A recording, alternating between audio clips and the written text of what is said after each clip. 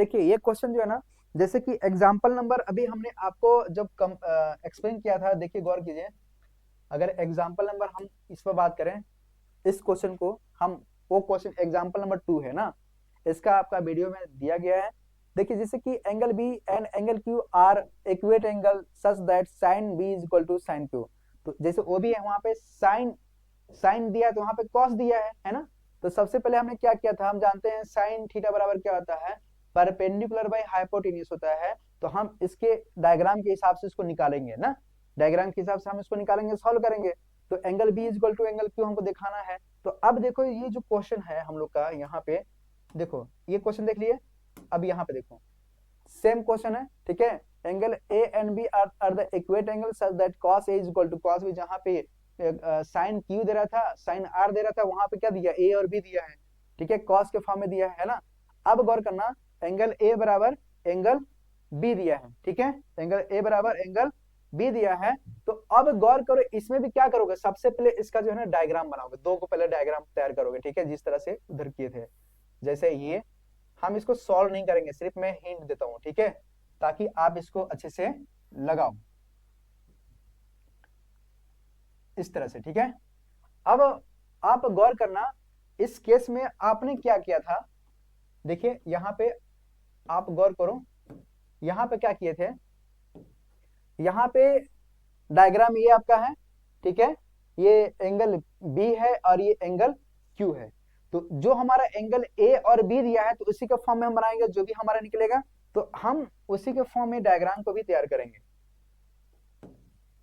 जैसे आपका angle A और एंगल बी, तो हम इसका नाम देते हैं, क्योंकि हमारा क्या है, ये हमारा एंगल ए हो जाएगा और ये बी नाम दे दो, ये सी दे दो, ठीक है। इसके अकॉर्डिंग आप इसके अकॉर्डिंग बना लो, यहाँ पे नाम दे दो, सेम से मत रखो, यहाँ पे सेम से मत रखो आप, यहाँ पे पी क्यू ए और यहाँ पे नाम दे दो इसका एस, ठीक है, एस क्यू और यहाँ पे क्या है, बी है, ठीक है। अपने मन से कुछ भी मान लेना यहाँ पे ना, अब वो आपके अकॉर्डिंग है। हम जानते हैं कि cos थीटा बराबर क्या होता है, cos थीटा बराबर होता है आधार बटे कण होता है, क्या होता है, आधार बटे कण होता है। तो हमारा आधार ये है, आधार ये है, यानी हो जाएगा आपका ए क्यू, ठीक है, ए क्यू बाई हमारा क्या हो जाएगा ए पी, ठीक है। इसी तरह से इसका निकालेंगे, कॉस, देखिए ये किसका है, कॉस ए के अकॉर्डिंग हम चले हैं, किसके अकॉर्डिंग चले हैं, कॉस ए के अकॉर्डिंग चले हैं। इसी तरह से हम क्या करेंगे, कॉस बी के अकॉर्डिंग चलेंगे।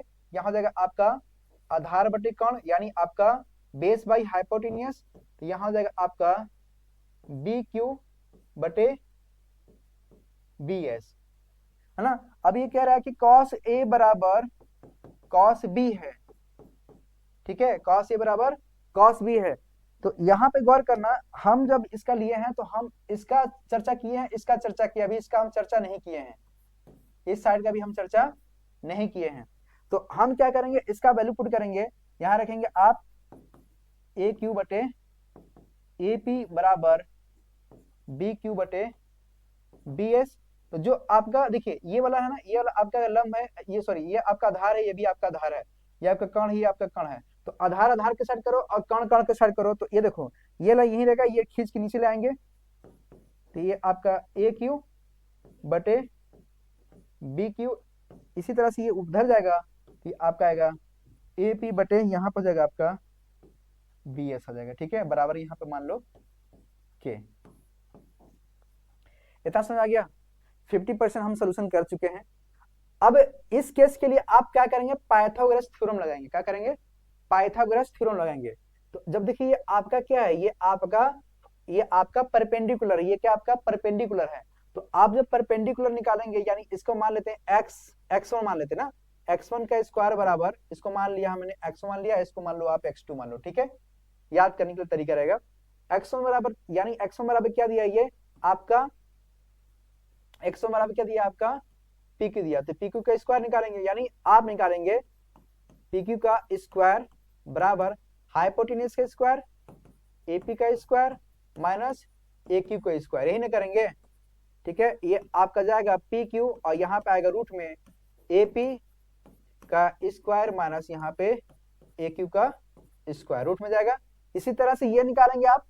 ठीक है, ये आपका आ जाएगा, हम ले रहे हैं SQ ना, यहाँ पे क्या जाएगा आपका SQ है ना, SQ, इसका हम बात कर रहे हैं। SQ बराबर हो जाएगा रूट में, डायरेक्ट मैं कर रहा हूं आपका, ये आपका BQ और यहां हो जाएगा आपका BS,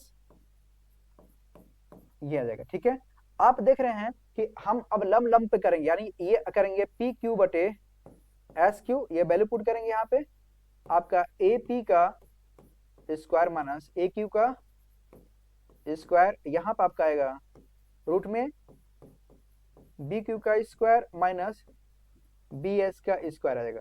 तो ये देखो, ये क्या है कि हम देख रहे हैं, आपने थ्योरम जो पढ़ा है 6.4, यानी जो 6.4 का थ्योरम है, आप देखेंगे कि साइड साइड साइड, ठीक है, आपका तीनों जो है देख रहे हैं कि हमारा क्या है, इक्वल के फॉर्म में आ रहा है। हमने पाइथागोरस थ्योरम से लगाया तो ये बराबर आ रहा है, क्या आ रहा है, AQ बटे SQ, ठीक है, AQ बटे BQ बराबर AP बटे BS बराबर AQ बटे SQ बराबर यहाँ पे क्या आएगा, K आ जाएगा।